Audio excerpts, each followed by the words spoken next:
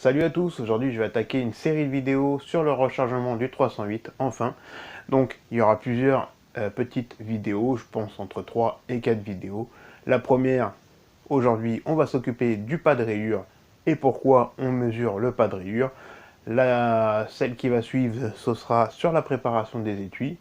Une autre sur la mise en place de la poudre et la dernière sur le choix des ogives et la mise en place de l'ogive. Donc, pourquoi calculer son pas de rayure? Tout simplement pour pouvoir en fait savoir quel poids d'ogive correspond le mieux à notre twist, c'est-à-dire notre pas de rayure du canon,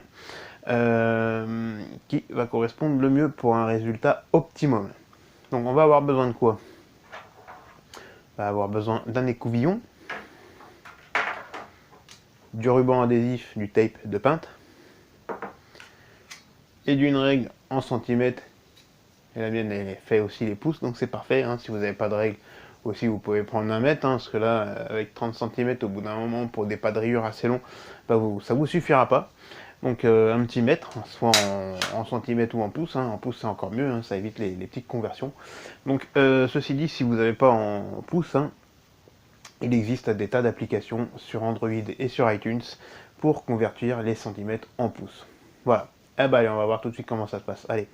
Donc bien sûr, avant toute chose, on va vérifier la mise en sécurité de l'arme, hein. Moi je l'ai fait en début de vidéo, il n'y a pas de souci, elle est en sécurité. On revoit ça ensemble, donc chargeur vide, hein. On vient retirer la culasse. On fait un contrôle visuel de la chambre et tactile, il n'y a pas de souci pour travailler en toute sécurité. Donc, on vient prendre notre baguette, on y retire l'écouvillon. On vient mettre la baguette par la bouche du canon. Voilà, et on la refait sortir au niveau de la culasse là-bas. On vient y revisser notre écouvillon sur notre baguette. Ensuite, on tire la baguette.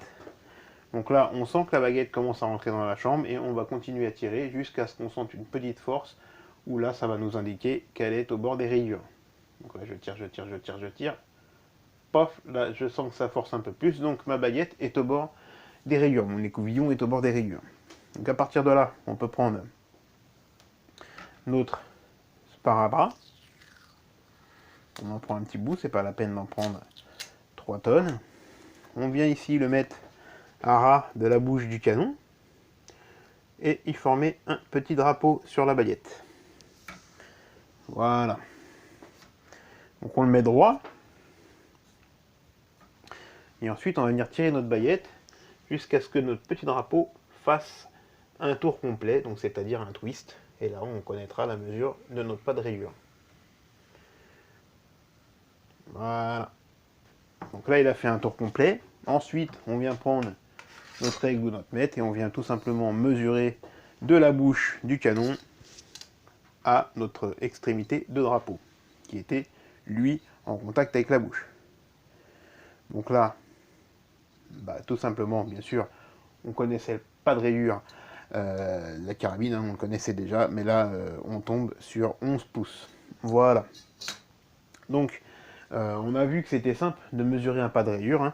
Je vous laisse mesurer votre pas de rayure et on se revoit très prochainement pour la suite du rechargement en 308. Donc on va voir quand même en fin de vidéo, je vais vous mettre un petit tableau, plusieurs petits tableaux et même des liens dans la description de la vidéo sur quel pas de rayure correspond à quel poids d'ogive. Voilà.